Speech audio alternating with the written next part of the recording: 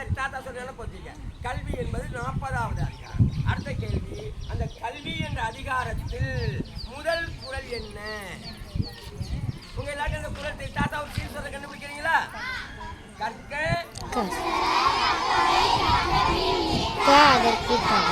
அதுதான் கல்வி என்ற அதிகாரத்தில் முதல் குறள்.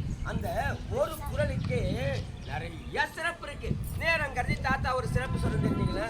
அந்த குறள்ல துணைக்கால் இருக்காது. துணைக்கால் உங்க எல்லாருக்கும் தெரியும் தானே? ஏன் தெரியுமா துணைக்கால் இல்லாம கொடுத்திருக்காங்கன்னா, இந்த கல்வியை எடுத்து யாரெல்லாம் சிறப்பா படிக்கிறாங்களோ அவங்களுக்கு யாருடைய துணையும் தேவையில்லை.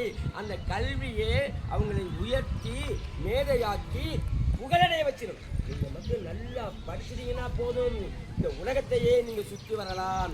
கல்வி கற்றவருக்கு சென்ற இடமெல்லாம் சிறப்பு.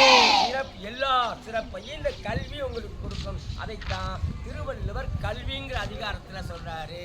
அதனாலே எல்லாரும் திருக்குறளை எடுக்கணும், திருக்குறளை படிக்கணும். திருக்குறளை எடுக்கணும், திருக்குறளை எடுக்கணும். மாணவரே மாணவியரே திருக்குறளை எடுங்க, அதுல நல்ல நல்ல பொருள் இருக்கு, புரிஞ்சு நல்லா படிங்க. முத்து முத்து சொல்லாலே நல்லா படிக்க முடியும் ஒன்னால. முத்து முத்து சொல்லாலே நல்லா படிக்க முடியும் ஒன்னால. மாணவரே மாணவியரே திருக்குறளை எடுங்க, அதுல நல்ல நல்ல பொருள் இருக்கு, புரிஞ்சு நல்லா படிங்க. கல்வி என்று ஒரு அதிகாரம் பாரு, அதுல கற்க கசடரன்னு ஒரு குறள் இருக்கு கேளு. துணைக்கால் இல்லா குறள் அதுதான், அதை படிச்சு பார்த்தா தெரிஞ்சிருந்தா.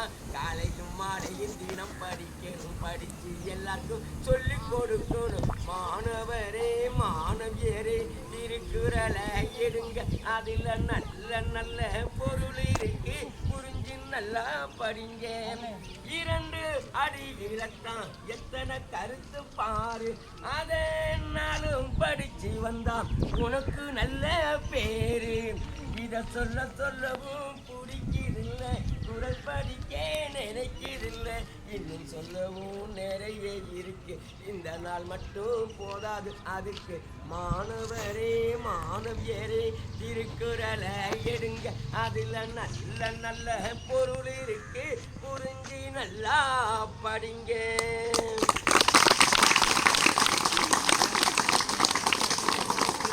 உலகம் முழுவதும் பாத்தீங்கன்னா 1000 மொழி இருக்கு.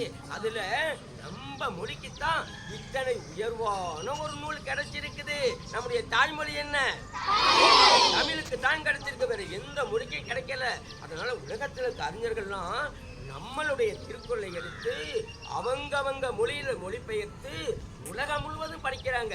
ஏன்னா இதுதான் ஒரு மனிதன் எப்படி இருக்கணும், என்ன செய்யணும், என்ன செய்யக்கூடாது எல்லாம் வள்ளுவர் சொல்லியிருக்கிறார். நாம தானே அதை படிக்கணும்.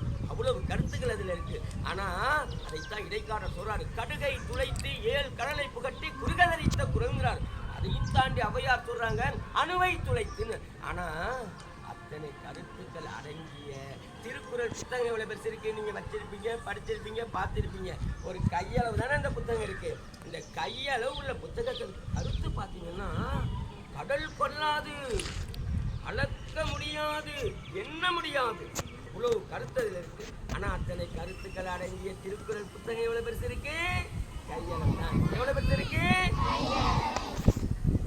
கையளவு குறளுக்குள்ளே கடலளவு பொருள் இருக்கு, அதை அளக்க முடியவில்லை, அதன் அளவுதான் தெரியவில்லை.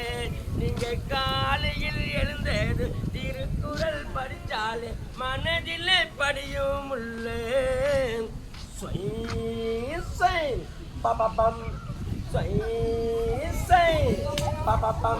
நல்ல நல்ல கருத்து எல்லாம் அதன் உள்ளே தானே ஒளிஞ்சிருக்கு. புரிஞ்சு நல்லா படிச்சீங்கன்னா எல்லாம் நீங்க தெரிஞ்சிக்கலாம். அதை தினமும் படிச்சாக்கா உனக்கு அறிவு தான் நல்லா வளரும் உள்ள. வள்ளுவர் குரலுக்கு மிஞ்சிய நூலும் இல்லை. தமிழுக்கு கிடைத்த பொன்னேடுதான், அதை தெரிஞ்சு எல்லாரும் படிக்கணும் தான். உலகில் இது போல பெருமை எம்மொழிக்கும் இதுவரை கிடை